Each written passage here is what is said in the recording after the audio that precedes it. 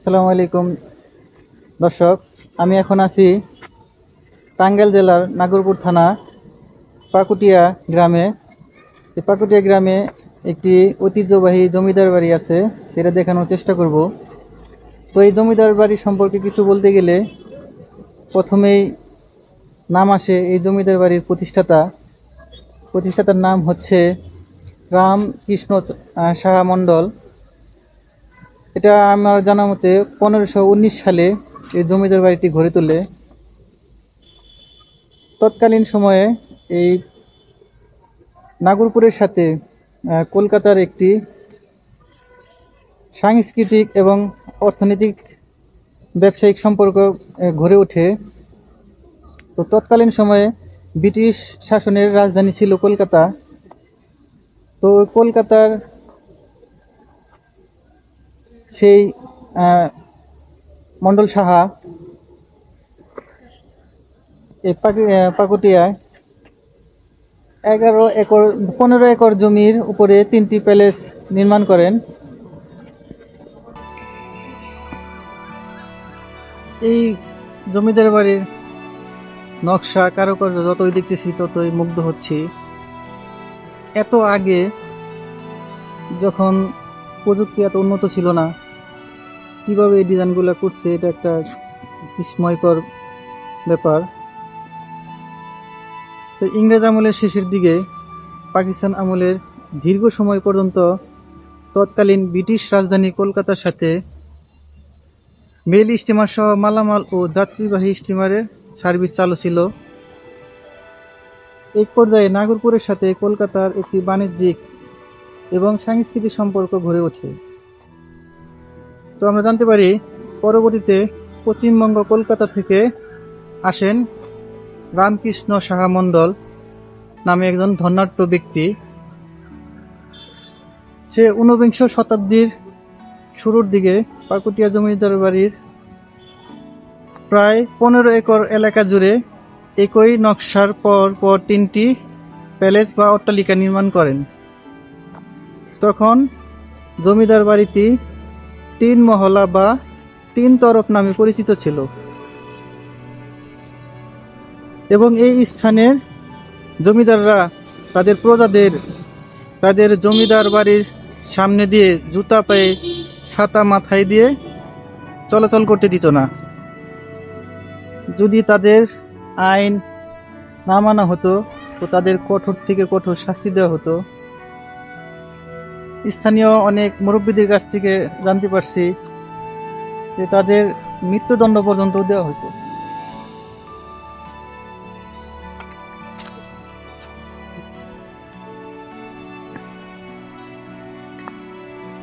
আমরা প্রথম ভবনটি আপনাদের দেখালাম, এখন আমরা দ্বিতীয় ভবনের দিকে যাইতেছি। একটা ভবন থেকে একটা ভবনের দূরত্ব কম করে হলো 100 মিটার হবে। এক ভবন থেকে আরেক ভবনের মাঝামাঝি জায়গাটা বিভিন্ন গাছালি তারা রোপণ করছেন। কিছু গাছ পরে রোপণ করা হয়েছে, কিন্তু তাদের আমলের কিছু কিছু গাছ এখনো আছে। যেমন এই গাছটা দেখতে পাচ্ছেন, এই গাছটা জমিদার আমলের গাছ। এরকম আরো অনেক গাছ আছে যেগুলা জমিদারদের সময়।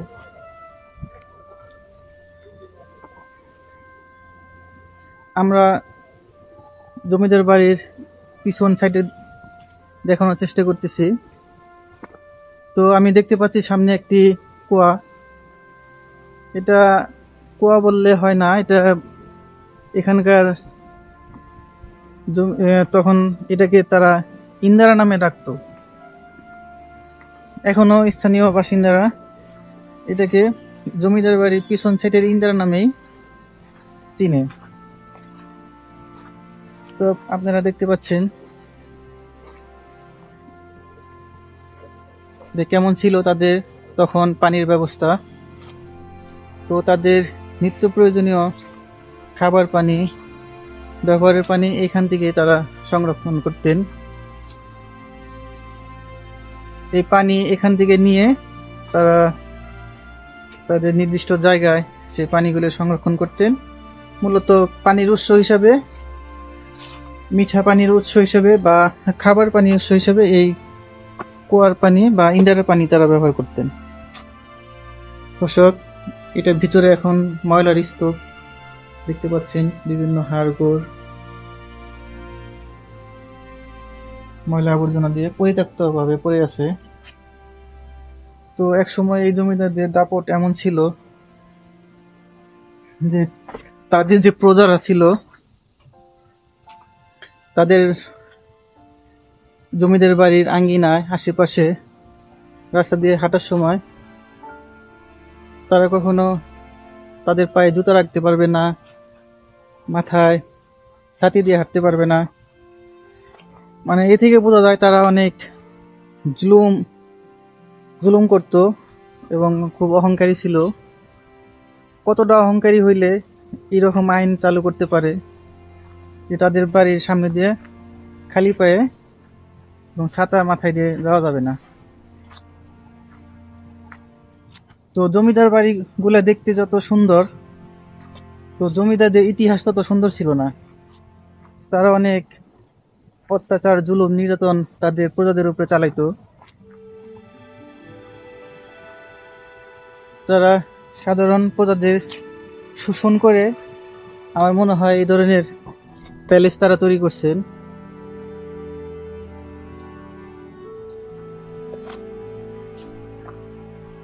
এখন বর্তমানে একজন শিল্পপতিও যদি এরকম 3টা প্যালেস তৈরি করতে চায়, তা মনে হয় তারাও এটা তৈরি করতে যে বাজেট ফেল হয়ে যাবে। তো 1915 সালের দিকে তখন তো প্রযুক্তি এত উন্নত ছিল না, কিন্তু ঘুরে ঘুরে আমি যে আপনাদের একটা নকশা দেখানোর চেষ্টা করতেছি, এখনো আমাদের দেশে এই ধরনের নকশা হয়, কিন্তু এত নিখুঁত কারুকার্য আমার মনে হয় এখনো করা অনেক কষ্ট হয়ে যাবে। আরেকটা জিনিস আপনারা দেখতে পাচ্ছেন যে এই লোহার যে পিলারটা বা খাম্বা, এটার মধ্যে এই সেম যে ডিজাইনগুলা, এই পিলারের মধ্যে সেম ডিজাইনগুলা করছে লোহার মধ্যে।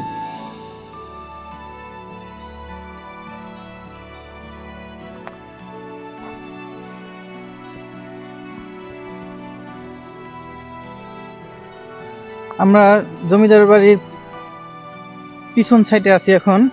এখানে পরপর 2টা পুকুর আছে। প্রত্যেকটা পুকুরে ঘাটলা বাঁধানো ছিল, এখনো কিছু কিছু ঘাটলা আছে আর বেশ কিছু ভেঙে গেছে।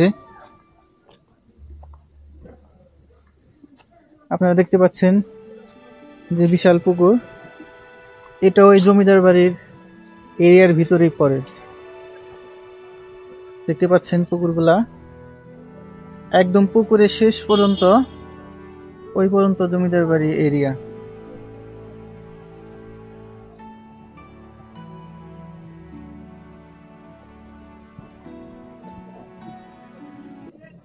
এত সুন্দর একটা প্যালেস, এটা যদি সরকার সংস্কার করে সংরক্ষণ করতেন তো একটা দর্শনীয় জায়গা হতে পারতো এটা। আমরা যারা শহরবাসী, এই ব্যস্ত শহরের মধ্যে একটু নিরিবিলি জায়গার জন্য আমরা খুঁজি। তো সরকার চাইলে এই সমস্ত প্যালেসগুলি সংস্কার করে এখানে টুরিস্টদের জন্য, আমাদের দেশীয় টুরিস্ট যারা আছে তাদের জন্য বিভিন্ন অনুষ্ঠানের আয়োজন করার ব্যবস্থা করে দিতে পারে। তা থেকে সরকারের একটি আয় হলো এবং এই প্যালেসগুলো সংরক্ষণ থাকলো, সেই ধ্বংসের হাত থেকে এগুলো বেঁচে গেল। আজ হয়তো এভাবে আছে, জানি না আর কতদিন থাকবে। তো যদি সঠিক সংরক্ষণ না করা হয় তো এক সময় এটা ধ্বংস হয়ে যাবে। সংস্কারের অভাবে কিছু কিছু জায়গার প্লাস্টার খুলে খুলে পড়তেছে।